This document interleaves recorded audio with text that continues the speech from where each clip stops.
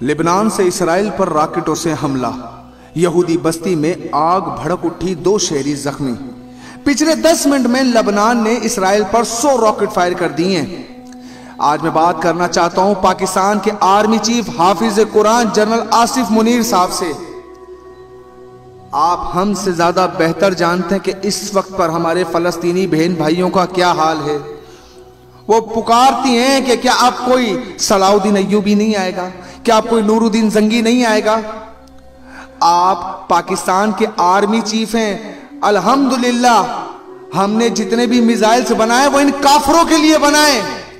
जिस कुत्ते का बस उठता है वो मुसलमानों पे जुल्म सितम मचाना शुरू कर देता है और कोई बोलने वाला नहीं है।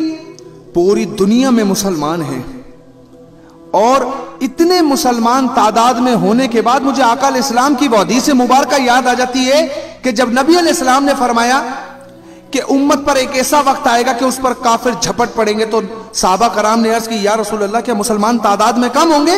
तो नबी अलैहिस्सलाम ने फरमाया, नहीं, बहुत ज्यादा होंगे, लेकिन वो समंदर पर झाग की तरह होंगे, क्योंकि उन पर वहन गालिब आ जाएगा, मौत का डर और दुनिया की चाहत उन पर गालिब आ जाएगी।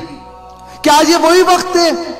आज हमारी माएं बहनें हमें पुकार रही हैं। हज्जाज बिन यूसुफ का जालिम तरीन बादशाह था, एक बेटी ने उसे खत लिखा था कि अल मदद अल हज्जाज अल मदद।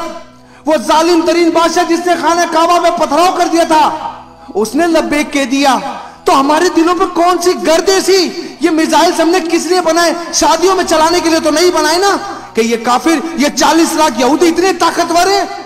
इन्हें ताकतवर हमने, हमारी बुज़दिली ने किया है, क्योंकि हम ये कहते हैं कि इस्लाम अमन का दर्ज देता है। तो मुझे बताओ ना कि इस्लाम जहाद का दर्ज कब देता है? वो कौन सा लम्हा है जहां जहाद मुसलमानों पर फर्ज हो जाता है? आज अपनी कमजोरी छुपाने के लिए एक टाइटल लगा लिया गया, इस्लाम अमन का दर्ज देता है। चाहे हमारे बच्चों को कोड़े मारे जाएं, हमारी बहनों के सरों से दुपट्टे खींचे जाएं, हमारे बूढ़ों के मुंह पर जूते रखे जाएं, उन पर गने तानी जाए, फिर भी मुसलमान ये कहे नहीं जी इस्लाम अमन का दर्ज देता है। तो कोई मेरे जैसे एक शख्स को यह भी तो समझाए कि इस्लाम जहाद का दर्ज कब देता है।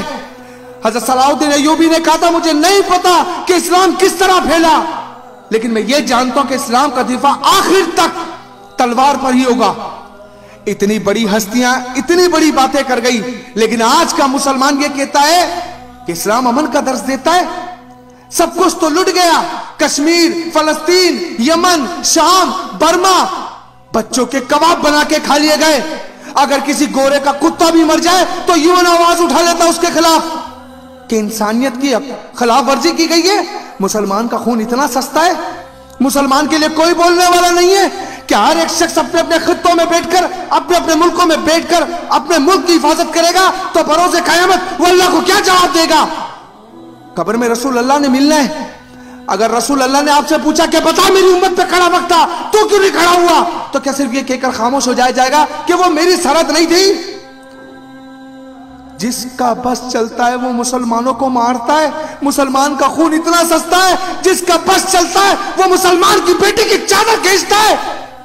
मेरे नबी ने तो काफिर की बेटी को भी चादर उड़ाई, तो फिर ये कैसे हो सकता है कि मुसलमान की बेटी की चादर खींची जा रही हो और मुसलमान खामोश हो जाए? और मेरे नबी अलैहिस्सलाम वहां पर अश्कबार नहीं होंगे गुंबद खज़रा में?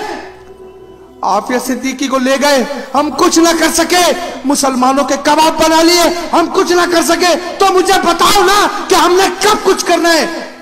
अगर गैरत खाकर, अपने जिस्म का हिस्सा समझकर लेबनान की तरह हमने भी एक कदम उठाया होता तो शायद आज हमारा सर फख्र से बुलंद होता।